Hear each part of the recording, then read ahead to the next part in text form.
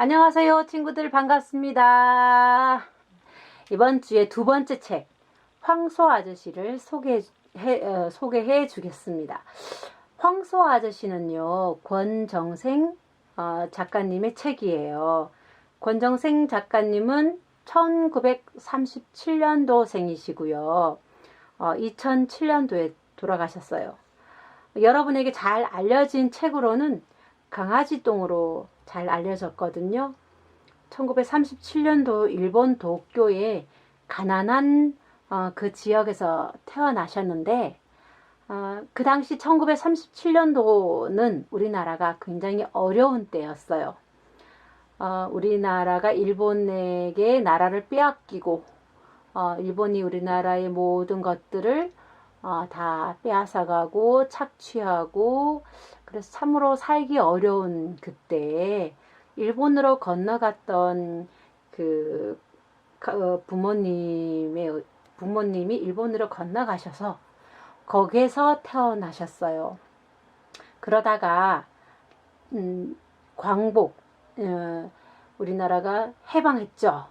그래서 일본의 다스림에서 벗어나면서 이제 자주국가가 되면서 1946년도에 우리나라에 돌아오셨는데, 외할머니 외할아버지가 경상북도 청송이라고 하는 곳에서 살고 계셨대요. 하지만 그때 돌아왔지만 이 권정sen 선생님의 가족뿐 아니라 우리나라 전부가, 전 국민이 굉장히 어렵고 가난한 때였어요. 그래서 선생님도 너무너무 가난해서 가족들과 함께 살지 못하고 가족을 떠나서 외지에서 별별 이게 뭐 나무 장수, 고구마 장수, 담배 장수, 또 가게 점원, 할 수 있는, 돈 벌 수 있는 모든 많은 일들을 하면서 생활을 했는데, 이렇게 집을 떠나서 떠돌면서 그때 얻게 된 질병이 결핵과 늑막염, 뭐 이렇게 병을 앓으셨어요. 그래서 평생 돌아가실 때까지 이 결핵, 이 병으로 굉장히 고생을 하신 그런 작가님이셨고, 그러다가 1967년도 안동의 어느 작은 교회에서, 당시는 시간마다 이렇게 예배 시간 이렇게 종을 치는 종치기가 있었는데, 그 일을 하면서 그곳에서 동화 글을 쓴 거예요. 그때 처음으로 쓴 책이 강아지똥이었대요. 그리고 그 책을 통해서 많이 알려지고 유명해지고 많이 책이 팔리고 그랬지만, 그럼에도 불구하고 여전히 굉장히 검소하게 사셨던 그런 선생님이셨고, 이분이 또 돌아가실 때에도 평생 동화 작가로 살면서 어린이들을 엄청 사랑하시고 어린이 같은 그런 마음을 항상 가지셨던 것 같아요. 돌아가시면서도 어린이들을 위한 생각에 자기가 남긴 재산, 그리고 자기가 쓴 책에서 나오는 인쇄값, 돈, 그것을 아이들에게, 어린이들에게 써달라라고 유언을 남기셔서, 그래서 권정생 어린이 문화재단이 세워졌는데, 특히 그러니까 남북한과 또 이렇게 전쟁 중인 그 지역에 어린이들을 돕기 위한 그런 재단이 세워졌다고 합니다. 이렇게 가슴 따뜻하고 어린이들을 사랑했던 권정생 작가님의 책 황소 아저씨, 이 책을 오늘 선생님과 함께 읽어볼 건데요. 선생님이 이렇게 그림을 땡겨서 보여주고 싶은 게 있어요. 여러분, 여기 황소 아저씨 보이나요? 보면은 또 책이 작은 쇠양쥐가 있는데요. 황소 아저씨의 눈이 반짝반짝반짝해요. 근데 가만히 보면 그냥 반짝이는 것이 아니라 눈 속에 이렇게 새양쥐가 들어있거든요. 눈 속에. 얼마나 이 새양쥐가 사랑스럽고 너무나 이쁘고 너무나 귀여운지, 그런 사랑스러운 눈으로 이 새양쥐를 바라보고 있는 황소 아저씨의 덩치와 이렇게 크기에 비해서 너무나 귀여운 그런 모습을 이렇게 표지에서 볼 수 있게 돼요. 그리고 입에서 느껴진 이 흐뭇한 이 미소, 턱을 개고 있는 듯한 이런 모습, 너무나 귀여운, 쇠양지만큼이나 귀여운 황소 아저씨의 모습이 표지 그림에 잘 표현되어지고 있는데, 어떤 내용이 일는지 우리 친구들 선생님과 함께 한번 읽어 보겠습니다. 황소 아저씨, 글 권정생, 그림 정승각, 길벗 어린이. 한밤중이에요. 황소 아저씨네 추운 외양간에 하얀 달빛이 비치었어요. 둥그런 푸른 달림이 은가루 같은 달빛을 쏟아놓은 거예요.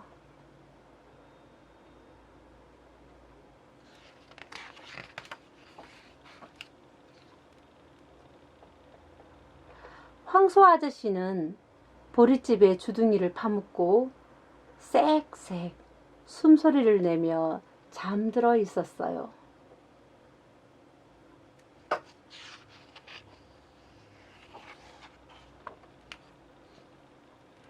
새양쥐 한 마리가 외양간 모퉁이 벽 뚫린 구멍으로 얼굴을 쏙 내밀었어요. 쬐끄만 두 눈이 반짝반짝했어요. 친구들, 새양쥐 찾았나요? 여기 있습니다. 여기 황소 아저씨의 등에 뭐가 있냐면, 이렇게 옛날에는 날씨가 너무 추우니까 따뜻하라고 이렇게 볏짚으로 이렇게 해서 등을 이렇게 덮어줬거든요. 지금은 볼 수 없는 그런 모습인데, 옛날에는 이렇게 황소를 추운 겨울을 나게 하기 위한 방법으로 이렇게 했었답니다.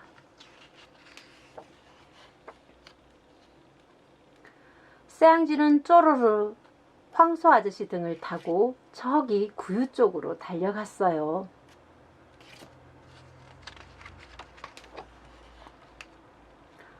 황소 아저씨는 갑자기 등이 가려워 긴 꼬리로 세차게 후려쳤어요.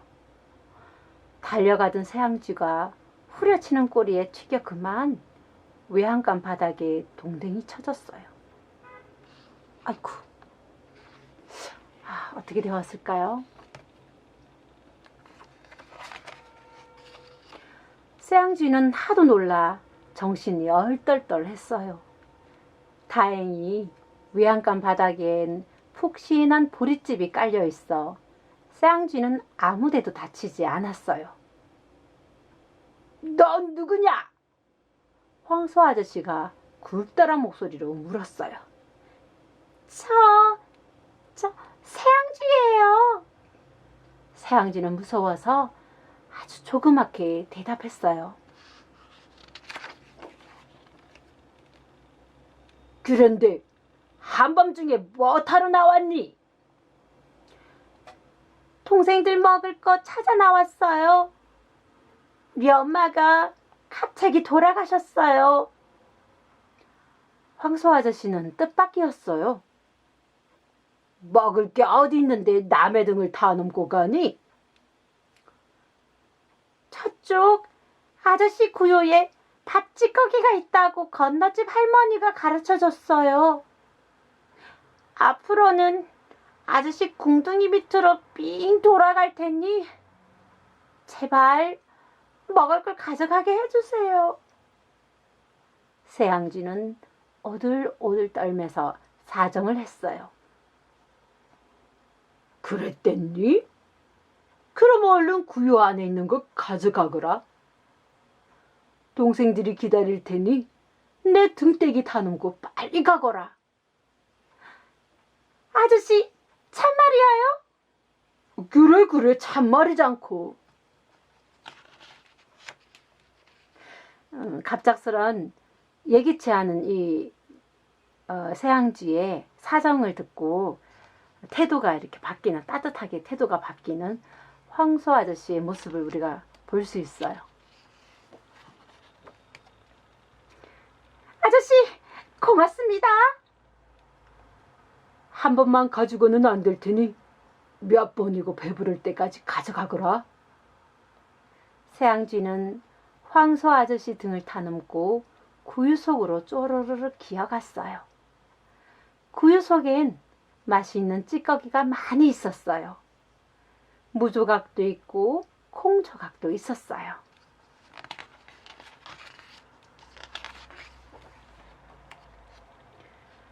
새앙쥐는 얼른 콩조각 하나를 물고 동생들이 기다리는 집으로 갔어요. 새앙쥐네 집 작은 방엔 동생들 넷이서 모여 앉아 언니를 기다리고 있었어요. 요거 넷이서 나눠 먹어라. 내 또 가서 금방 가져올게. 새앙쥐는 14번이나 황소 아저씨 등을 타넘었어요.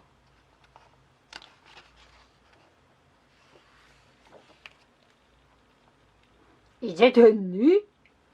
예, 아저씨. 그럼 오늘은 가서 푹 쉬고 내일 또 오너라. 황소 아저씨가 정답게 말했어요. 이틀 뒤 아기 새앙쥐들도 다 자라 뻘뻘 기어다닐 수 있게 되었어요. 새앙쥐야, 예, 아저씨.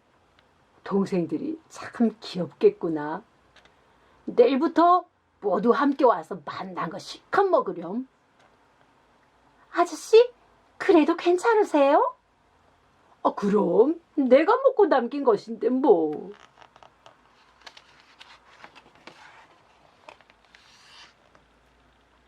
다음 날 새앙쥐 남매들은 추념 및 고드름을 녹여 눈곱도 닦고 콧구멍도 씻고 수염도 씻었어요.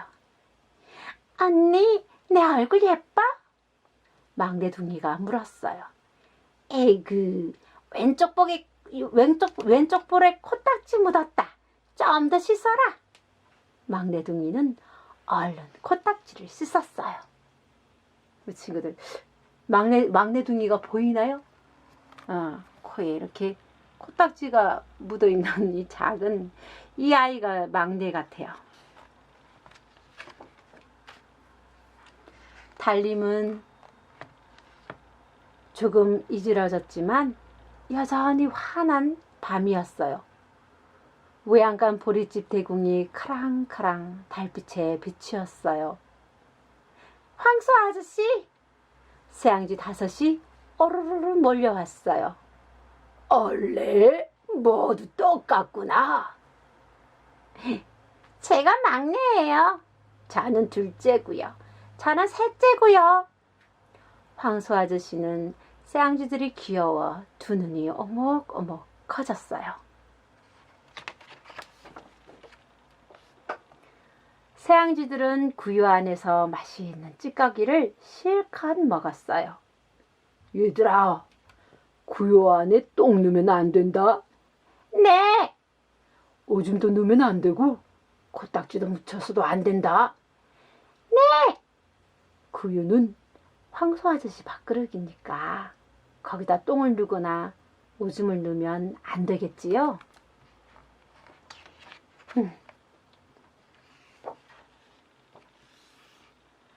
새앙쥐들은 황소 아저씨랑 사이좋은 식구가 되었어요. 황소 아저씨 등을 타넘고 다니며 술래잡기도 하고 숨바꼭질도 했어요. 오늘부터 나하고 함께 여기서 자자꾸나. 예, 아저씨! 새앙쥐들은 아저씨 목덜미에 붙어 자기도 하고 겨드랑이에서 자기도 했어요. 겨울이 다 지나도록 따뜻하게 함께 살았어요. 제가 여러분에게 보여주고 싶은 최고의 그림이 이 그림이에요. 보이나요?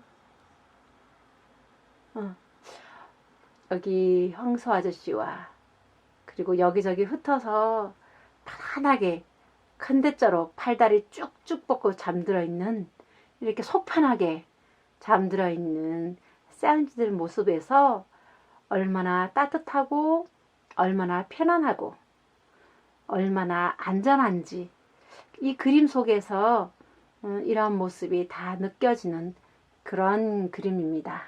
우리 친구들 이 책 어떻게 봤나요? 저는 이 책을 보면서 어머니를 잃고 가장이 된 언니가 이제 황소 아저씨 몰래 황소 아저씨의 음식을 가져가려고 했다가 황소 아저씨한테 들키면서 그러나 아직도 태어난 지 얼마 되지 않아서 스스로 기지도 못하는 그러한 동생들을 위해서 용기 내어서 아저씨 음식 좀 나눠주세요 라고 얘기한 이런 첫째 세앙지의 모습을 보면서 옛날에는 우리 집집마다 이런 언니 이런 오빠들이 있었어요. 정말 동생들 부모님을 대신해서 동생들의 어떤 학업과 또 생활을 돕던 그런 가장 같은 부모님 같은 언니가 있었어요.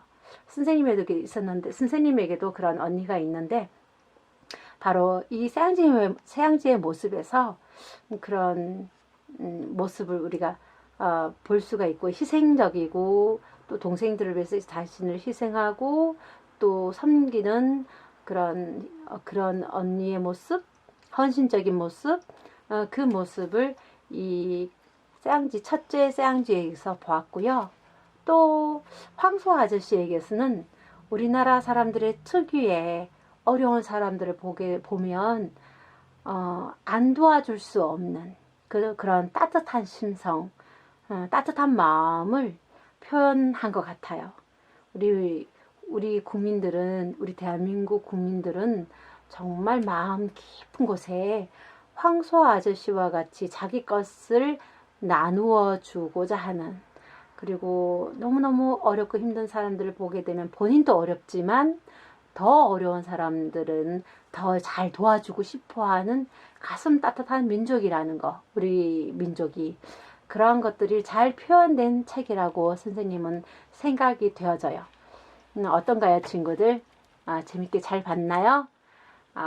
또 오늘 황소 이야기 함께 읽어봤고요. 다음번에 또 만나겠습니다. 안녕.